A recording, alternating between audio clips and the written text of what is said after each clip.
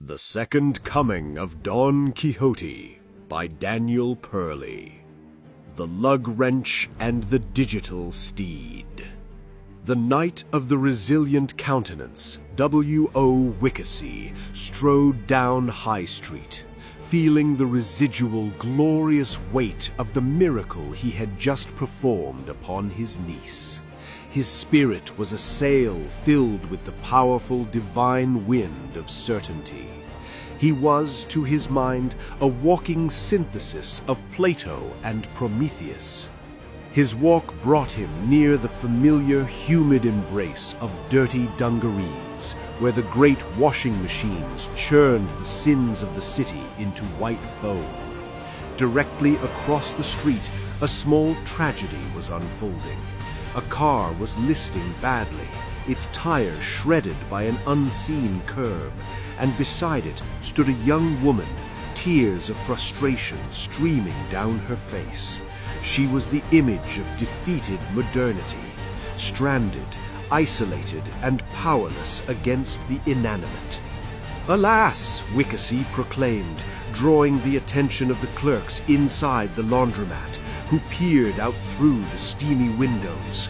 "A maiden distressed! The serpent of inanimate failure has claimed her wheel." He approached the distressed maiden. "Fear not, daughter of man. Your uncle, the Knight of the Resilient Countenance, shall restore order to the chaotic geometry of your transit." The woman, sad and utterly overwhelmed, simply pointed toward her trunk. "I have the spare, but the lug wrench is missing. I don't know what to do."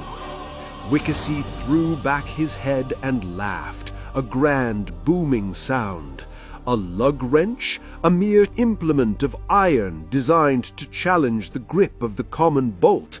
This is not a barrier, but an opportunity for creative supplication. He ignored the woman and fixed his gaze at the entrance of Dirty Dungarees.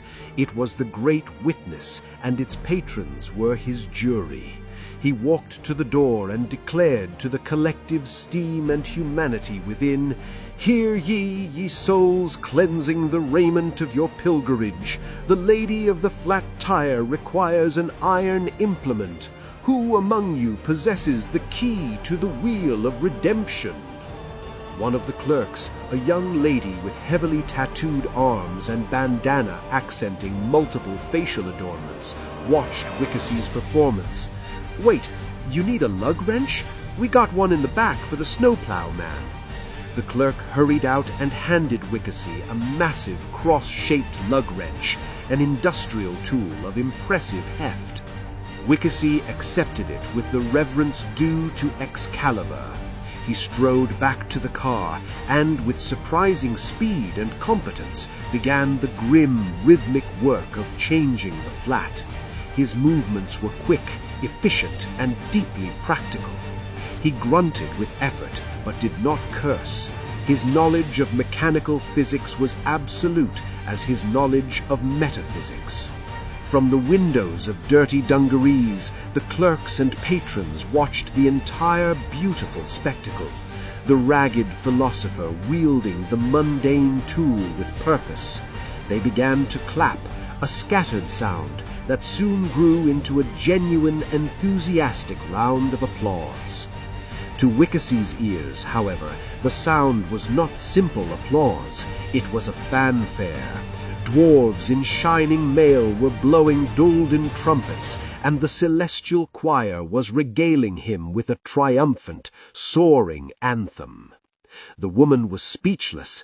"You saved me. Thank you so much." Quixote merely bowed.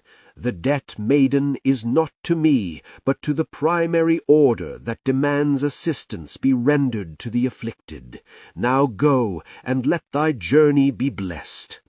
As the woman drove off, Quixote returned the wrench to the clerk, accepting the continued imaginary fanfare. It was at that moment a sleek black van pulled up. Out stepped a well-dressed man wearing the crisp logo of a successful local restaurant chain. "I just watched that," the man said, pointing toward the receding car. "That was fantastic. Look, my name is Marcus. I own the Spoke and Spoon and 2 other spots. We need reliable delivery, and I mean reliable. We need someone who can solve problems, not just ride a bike." Marcus looked Wickersy up and down, taking in the threadbare coat, the intense eyes, and the aura of capability that now surrounded him. "We have a fleet of brand-new electric bikes, but they need a mind like yours to master the logistics." He gestured toward the back of the van, where a gleaming, futuristic e-bike rested. "What do you say? Do you want to trade that dusty coat for a new set of wheels?" Wickersy's chest swelled, his eyes focused on the e-bike, a glorious steed of aluminum and electric potential. It was not merely a bike, it was a digital steed, the modern equivalent of Rocinante, capable of carrying the Knight of the Resilient Countenance into the digital marketplace. "Sir Marcus," Wickersy proclaimed, his voice thick with destiny, "you do not offer me a job, you offer me an instrument of the quest. Verily, I accept the commission.